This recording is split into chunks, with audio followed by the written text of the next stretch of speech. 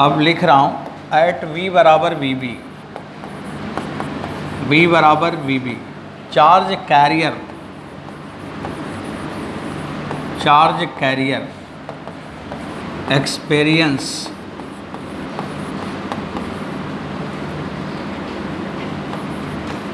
Experience force, experience force more than binding force, more than binding force। वही जो bond का force होता है ना उसको लिखा है more than binding force. Hence अब लिखा होगा all the covalent bond will break, hence all the covalent bond,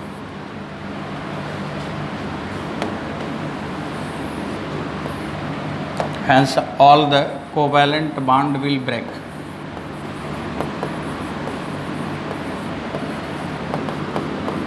will break and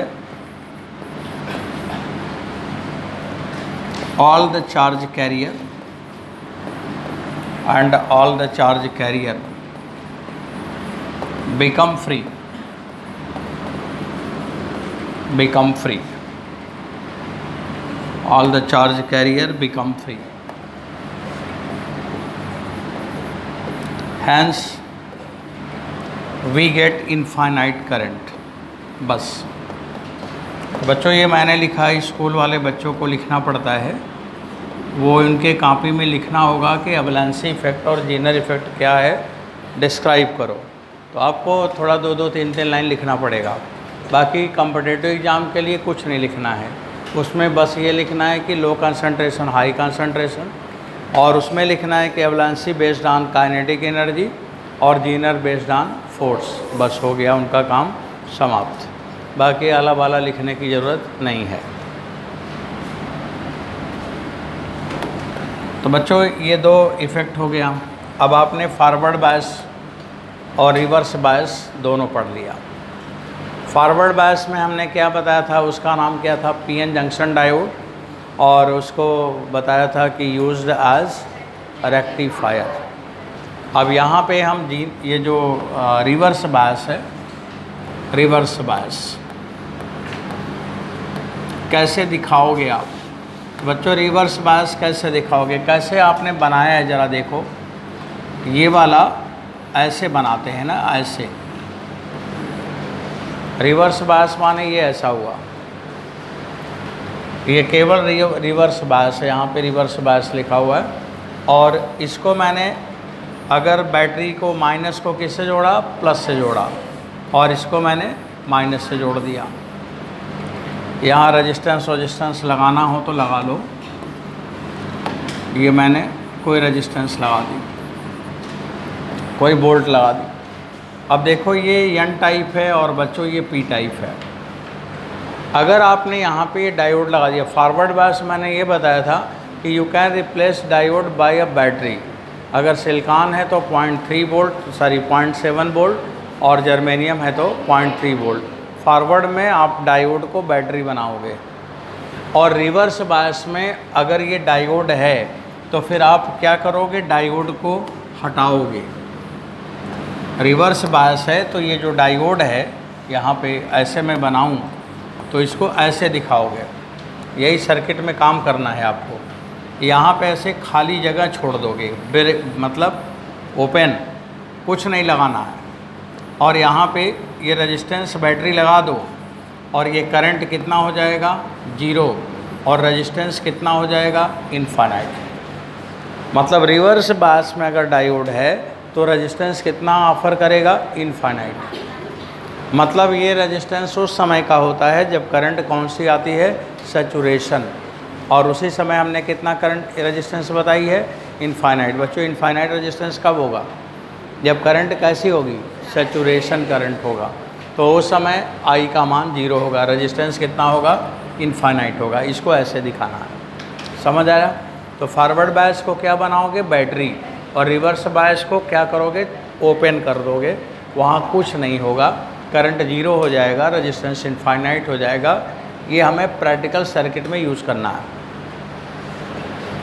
बच्चों, जब जीनर इफ़ेक्ट हम लोगों ने पढ़ा तो अकॉर्डिंग टू जीनर, तो जीनर ने एक डायोड बनाया, और वो डायोड जीनर ने जो बनाया था, जिसमें ज़्यादा इम्प्योरिटी डाल के उसने बनाया, उसका नाम क्या पड़ा?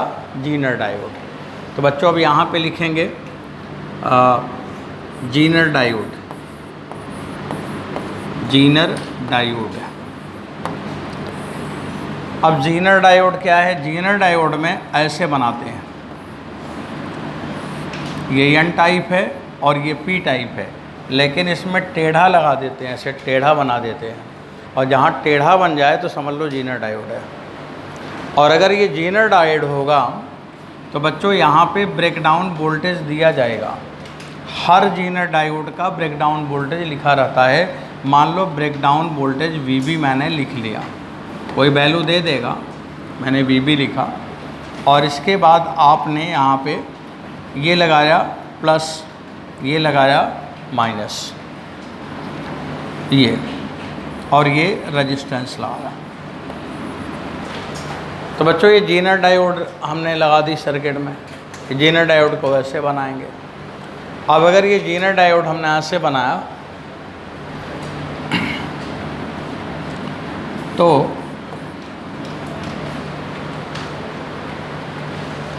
अब ये कितना वोल्ट होगा?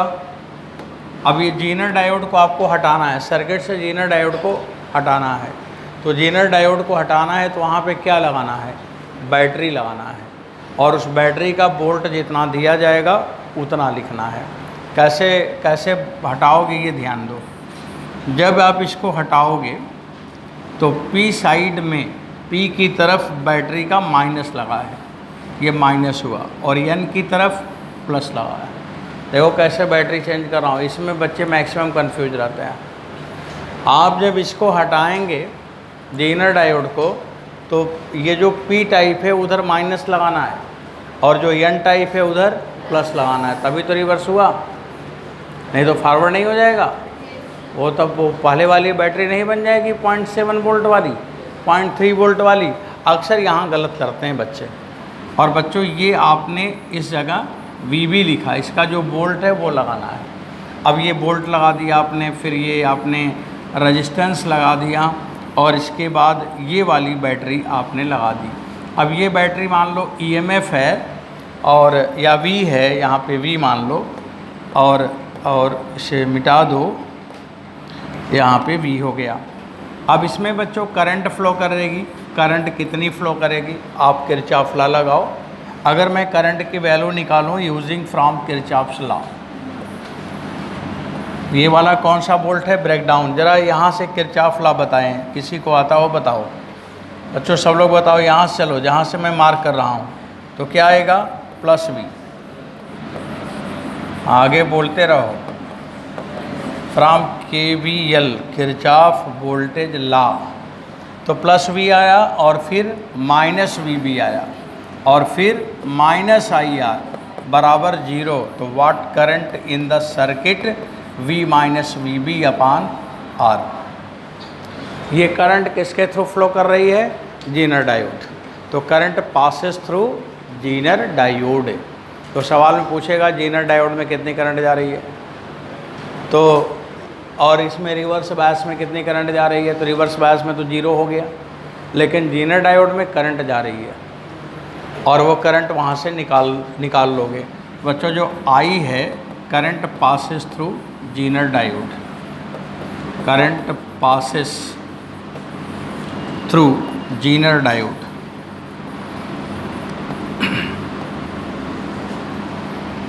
Passes through Zener diode. अब एक सवाल लिखेंगे आप। अभी आप लोगों को मैंने दिखाया forward bias, reverse bias, Zener diode कैसे रिप्लेस करोगे, ये सारी बात हो गई। और एक यहाँ पे, अब चलो अभी थोड़ी देर में एग्जाम्पल लिख लेंगे, अभी सवाल लेंगे, थोड़ा इसका यूज़ बता दें तब। तो बच्चों आपको क्या क्या मैंने अभी एक्सप्लेन कर दी। PN डायोड है, PN जंक्शन, तो बैटरी बनाएंगे। रिवर्स बायस है तो इनफाइनाइट करंट दिखाएंगे, इनफाइनाइट रेजिस्टेंस दिखाएंगे। करंट जीरो हो जाएगा। और अगर जीनर डायोड है तो आपको बैटरी बनाना है, और बैटरी बनाते समय रिवर्स बायस में है, ये ध्यान रखेंगे। तो टेढ़े वाले पे प्लस लगाना है और सीधे वाले पे माइनस लगाना है। नॉर्मली बच्चे इस पे उल्टा लगा देते हैं, बच्चे भी उल्टा लगा देते हैं, गुरुजी लोग भी उल्टा बना देते हैं, क्योंकि उनको भी नहीं समझ आता कि रिवर्स बायस है। वो पी को प्लस समझ लेते हैं, एन को माइनस समझ लेते हैं, होता ही है, लेकिन रिवर्स बायस में उल्टा लेना है आपको। चलिए, इसका बच्चों जीनर डायोड का यूज़ क्या है? यूज़ ऑफ जीनर डायोड, इसका एक ही यूज़ है।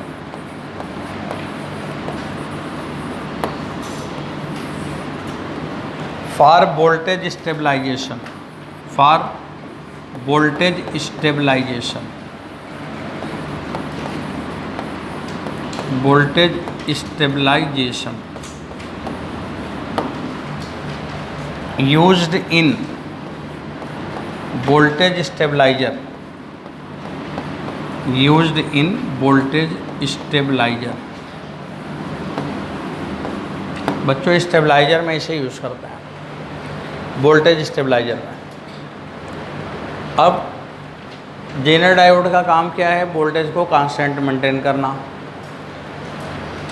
अब ये कैसे स्टेबलाइज करेगा वोल्टेज, वो समझाता हूँ आपको, थोड़ा सर्किट समझिएगा, यहाँ ध्यान देना है आपको। बच्चों एक मैंने ये रेजिस्टेंस लगाया और इस रेजिस्टेंस का कोई नाम लिख दिया मैंने RS, और ये मैंने जीनर डायोड लगाया ऐसे, ये जीनर डायोड लगाया,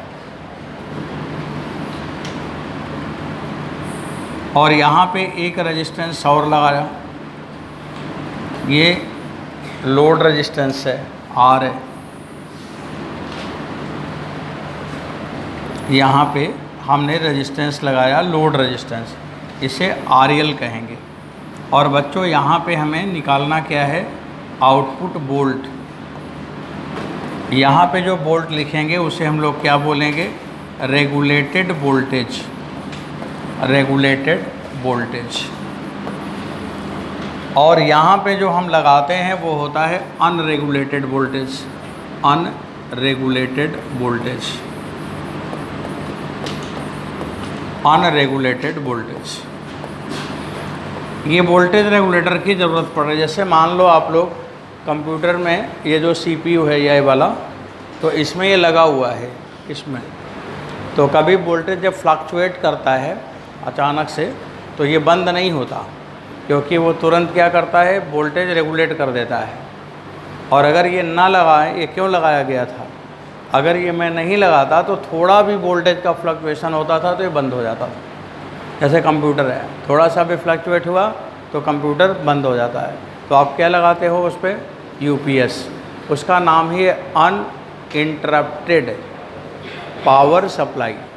अनइंटरप्टेड माने कोई उसमें इंटरप्शन ना हो। तो कौन इंटरप्शन नहीं करने दे रहा है? जीनर डायोड लगा हुआ है। उसमें क्या लगाते हैं हम लोग? Zener diode. और जहाँ भी वोल्टेज रेगुलेटर की ज़रूरत पड़ेगा आपको जीनर डायोड लगानी है। अब बच्चों जीनर डायोड का मान लो कि यहाँ पे 20 वोल्ट है, जीनर इसका ब्रेकडाउन वोल्ट कितना है? 20 वोल्ट। तो ये समझ लो कि यहाँ पर कभी भी 20 वोल्ट से ज़्यादा नहीं होगा, 20 वोल्ट वो मेंटेन करेगा। अगर उससे ज़्यादा होगा तो ये क्या हो जाएगा? ब्रेकडाउन हो जाएगा। ब्रेकडाउन हो जाएगा तो करंट उधर जाने के बजाय इधर जाने लगेगी, तो उधर कम करंट हो जाएगी अपने आप, और वो वोल्टेज हमेशा मेंटेन रहेगा। समझ आए मेरी बात? यही आप लोगों का वोल्टेज स्टेबलाइजर में होता है। क्या होता है थोड़ा समझाता हूँ। आप लोग स्टेबलाइजर में देखो, दो लाइट रहता है, एक रेड होता है और एक ग्रीन होता है, देखा है स्टेबलाइजर में? जब तक वो ग्रीन लाइट जल रही है तब तक टीवी चल रहा है। और मान लीजिए कि इसका जीनर डायोड का ब्रेकडाउन वोल्ट सुन लो, 220 वोल्ट है। मैंने एक जीनर डायोड ले आया, उसका ब्रेकडाउन वोल्ट कितना है? 220 वोल्ट, और ये 10 रुपये का मिलता है, 10 रुपये का मिलता। पहले जब हम लोग पढ़ते थे तो 1-2 रुपये का मिलता था, अब 10 रुपये का मिलता होगा। अब वो हमने जीनर डायोड ला के लगा दिया 220 वोल्ट का, अब देखो, जब तक 220 वोल्ट से कम है तब तक कोई दिक्कत नहीं है, ये आपका टीवी चल रहा है, आप टीवी आराम से बैठ के देख रहे हो। अब 220 वोल्ट से थोड़ा सा आगे बढ़ा, जैसे ही आगे बढ़ा वैसे ये जीनर डायोड क्या होगा, ऑन हो जाएगा। तो जब जीनर डायोड ऑन हो जाएगा तो यहाँ पे कौन सा लगा है बल्ब, रेड, और यहाँ पे कौन सा बल्ब लगा है, ग्रीन।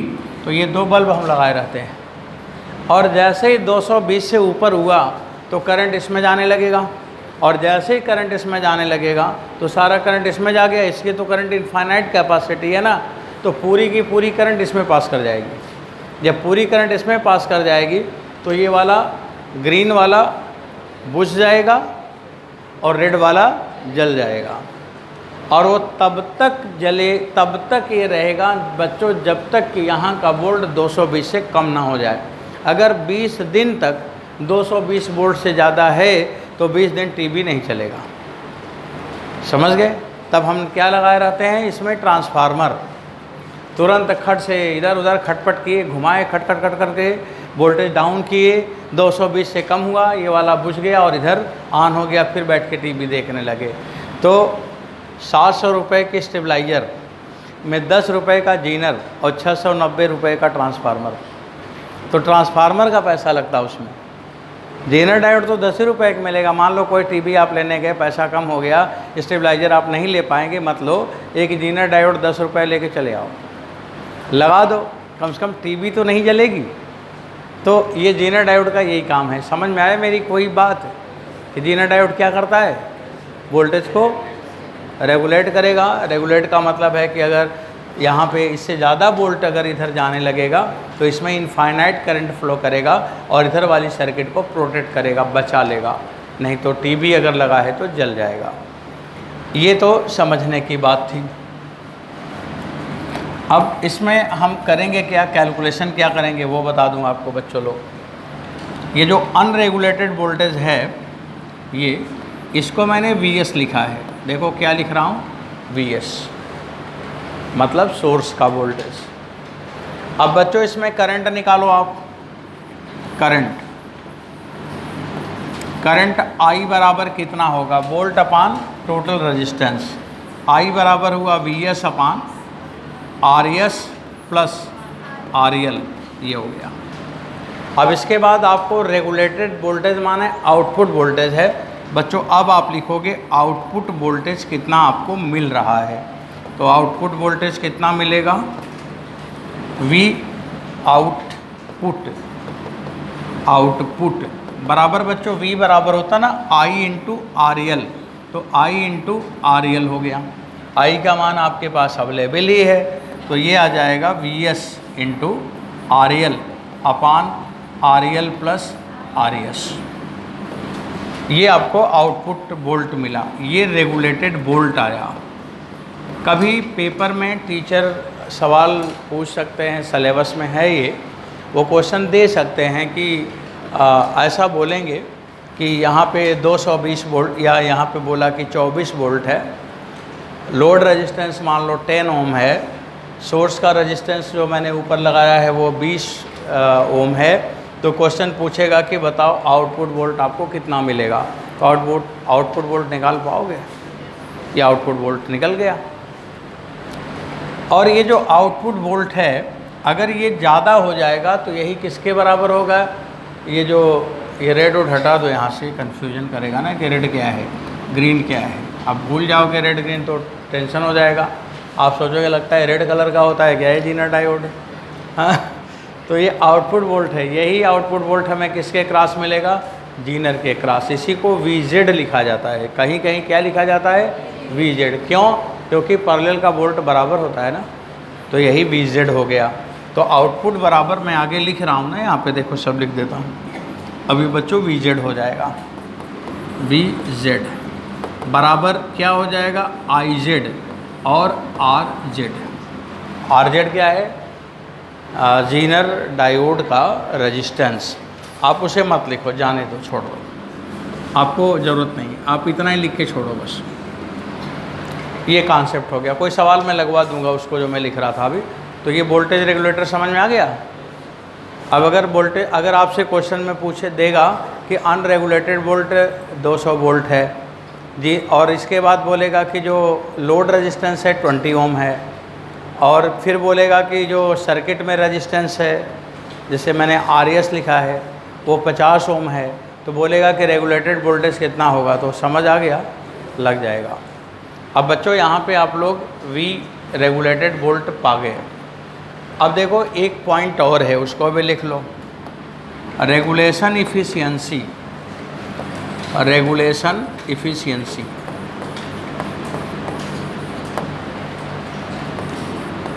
आपको रेगुलेटर बनानी है।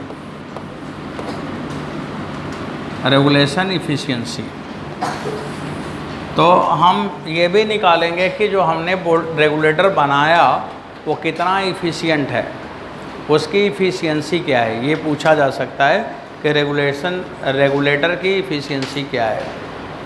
जैसे रेगुलेटर की ज़रूरत कहाँ पड़ेगी, एक एग्ज़ाम्पल बताते हैं आपको।